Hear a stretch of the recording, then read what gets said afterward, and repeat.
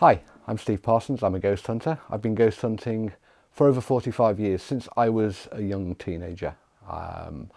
Over 25 years ago, along with my colleague Anne Winsper, we set up a group called Parsons because we were dissatisfied with the way that paranormal investigations were being conducted, and we felt that we could do a little bit better.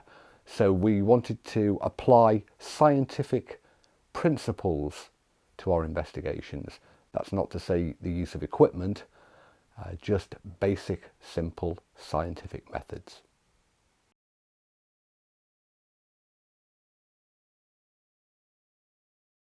Ghostology, The Art of the Ghost Hunter, is a book that was born out of a series of courses that I developed in around 2012. Ghostology looks at all of the aspects that are relevant to ghost hunters. It looks at the equipment, it looks at ethics, it looks at the methods, the practices, it discusses the history of the subject. But what it is not is a how-to, you must follow set of instructions. It is, based on our own experience and that of others, a series of steps that we undertake and that we believe that if other investigators also undertake, can only lead to a greater level of evidence, a greater level of information being obtained from investigations. Evidence and information that will surely one day challenge the skeptics. Because we ghost hunters, we really need to up our game for what we do to be taken seriously.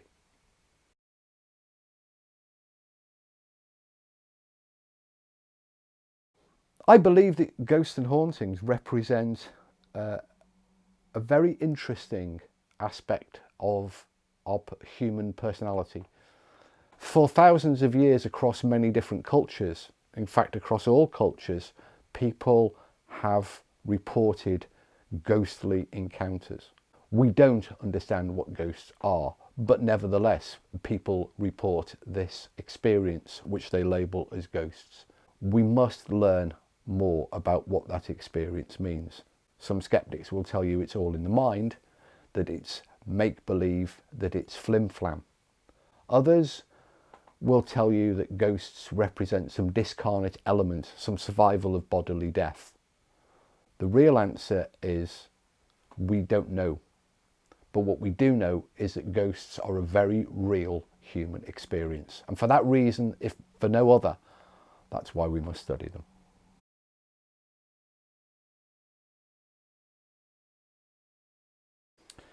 When it comes to equipment, ghost hunters have always been creative. They've always turned to the available technology. Before World War II, ghost hunters were dabbling with thermometers and using other equipment to monitor and measure the environment around them, perhaps in the hope of capturing the breadcrumb trails led by ghosts.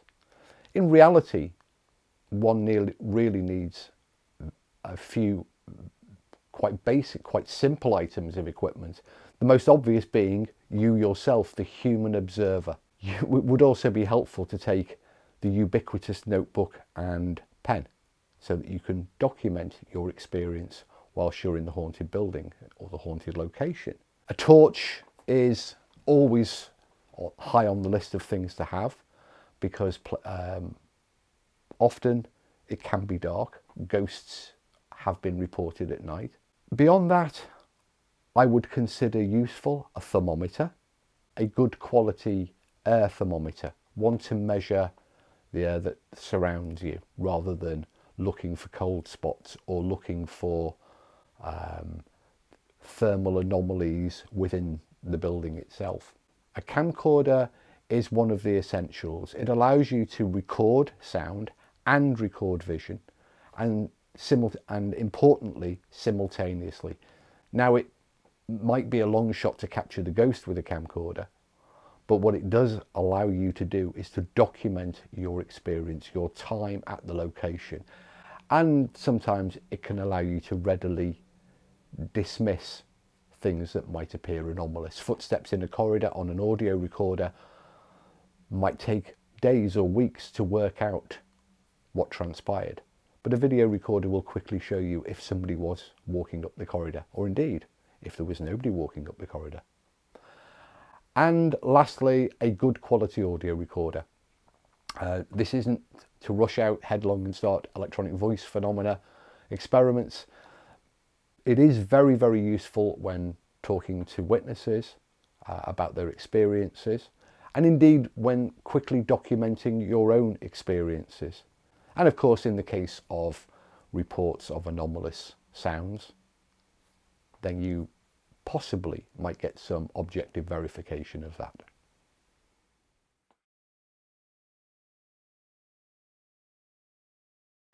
There are many online courses that are available for those interested in learning more about this fascinating subject of ghost hunting. I would urge anybody, before they consider taking an online course, to look carefully at the course's content to see if it's applicable to your needs. Look instead at the key organisations. The Rhine Research Institute in North Carolina run a series of courses, as does the Kersler Laboratory up in Edinburgh. They have their own online courses, but these are somewhat tailored towards parapsychology, and God forbid anybody would want to be a parapsychologist. If you're considering an online course in ghost hunting, then look carefully at the content of the course.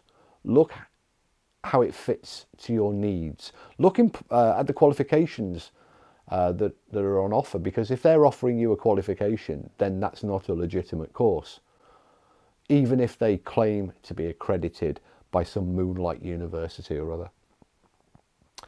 Also consider courses that are in not immediately ghost related fields. Look for short online courses in physics. Look for short online courses in psychology.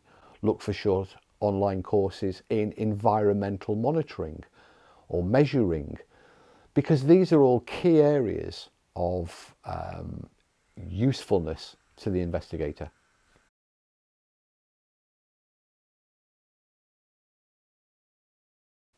Studying ghosts remains controversial. There are a lot of people who think it's fringe, who think it's a little bit silly. There are equally a lot of people who intrinsically believe in the existence of ghosts. The phenomena as a human experience stands, for, as I said earlier, for generations across every culture. People report ghosts. For that reason alone, they remain a viable, valuable area of study.